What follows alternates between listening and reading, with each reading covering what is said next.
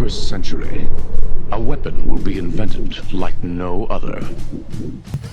Alan Bates, who led the campaign to expose the Post Office Horizon IT scandal, has told the public inquiry this morning that the Post Office lied and attempted to discredit and silence him. And the way he described that attempt to silence him, it was almost something out of a Terminator movie. And they were after me one way or another.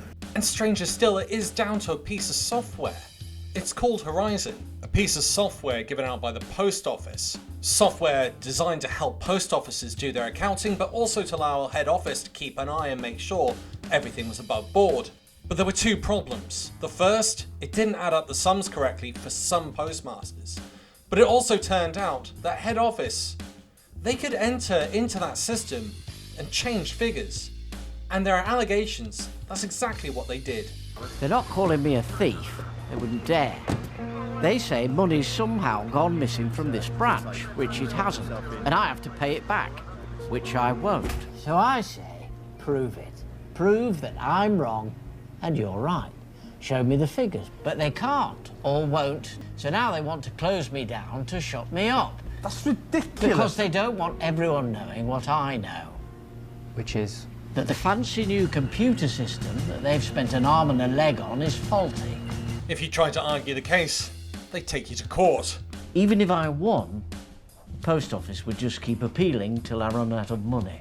And getting past all of that, there's still a chance you could end up in jail, as some did, even though the company knew exactly what was wrong with the system. And this is what Mr. Bates had to say in committee. Have a listen. And they were after me one way or another. And the build-up of correspondence over the period was certainly pointing in that direction.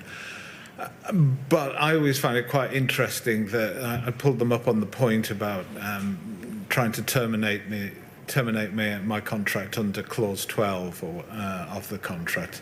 But they didn't do it that way. They decided to go just under this, any reason they wanted, 3 months' notice without giving a reason. So it's a without fault, without reason. That's right. Termination, just on 3 months written notice. Yeah, that's it. So it seems that the Post Office have complete advantage, and this brings in a bigger point to the UK system. It's only protecting the rich. If you have the money, you can sit back and have a legal fight, but not over who is right or wrong, but who has the most money. It was the way they tried to deal with things, which you experience through their area manager. I mean, it was constantly, a Post Office was in the right, and you were always in the wrong. And it just seemed to be their nature. I hate to bring another movie into the context, but it pretty much sounds like this. Listen, you little wiseacre. I'm smart, you're dumb. I'm big, you're little. I'm right, you're wrong. And there's nothing you can do about it. Have a listen to how many times he rang the Post Office asking for help. You and your assistants made 507 calls to the helpline. Correct. Of which 85 related to horizon and balancing problems. Yes. And that you found the helpline to be ineffective and indeed of no help. Very much so, and often we never bothered ringing it. In their evidence, the Post Office suggested that they had been really helpful to Bates despite 500 phone calls and dismissed his claims. Were you given copious support? No. Outside the courtroom, Alan Bates had a few choice words, starting with Nick Reed. Nick Reed is the Post Office chief executive. Nick Reed was in the room. Couldn't he have done a deal today? He could have brought his checkbook, couldn't he? So we could have sorted it out there and then.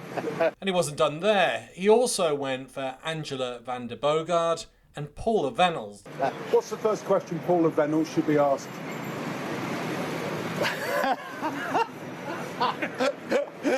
No. How's the villa in France? No, I mean, I don't know. I shouldn't be allowed to. I don't know. Is this your witness statement? Did you sign it? Did you write it yourself? That's. I don't know. You talked about how you were inspired by the other victims, those miscarriages of justice. How important were they to you today to speak on their behalf? Yeah, well, in reality, we're like one big family. It's all victims' family, but we are, it's a big group of us.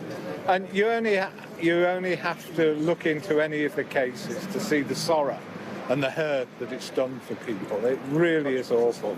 Criminal prosecutions. I think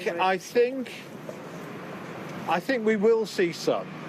Whether it's undertaken by the authorities themselves or whether we as a group have to bring some if the authorities fail us once again, we'll have to wait and see. I think a number of people have misled Parliament over the years. I certainly hope Sir Wynne tries to identify who was involved at the time. This is hopefully the last phase for the next few months, and hopefully this is going to be the end of it, and then the report's produced. A lot of people have been hiding behind the fact that the inquiry's been underway, that they've not been brought to account for their deeds, but now with the last phase underway, hopefully it shouldn't be too long before we can see them brought. Wasn't just done there was a little bit of a fairy tale thing at the end, but considering this started in 2003, it's taken over 20 years to get this completed and needed a TV show to do it. There is clearly a lot of problems with the UK justice system and government. Hopefully Labour can sort it out. On a final note, have a listen to this. What will you do when it's over? Me? I'm going to buy a little post office somewhere and put my feet up. No way. There's a little something at the end of this video. Once again, thank you to all my Patreon and YouTube supporters. You really do keep this channel going and growing. If you'd like to help out with the channel for free, just click the like and subscribe button. All of that helps generate traffic towards the video, which then allows me to have some money to buy a coffee to make more of these videos. Thanks for listening. In the 21st century, a weapon will be invented like no other. This weapon will be powerful and indestructible. It can't be reasoned with. I'm sorry, you are responsible for balancing your account and making good any shortfalls. It can't be bargained with. It will feel no pity, no remorse. That's the post office for you. It will have only one purpose. Close me down to shut me up. This weapon will be called Horizon. You're dead, honey.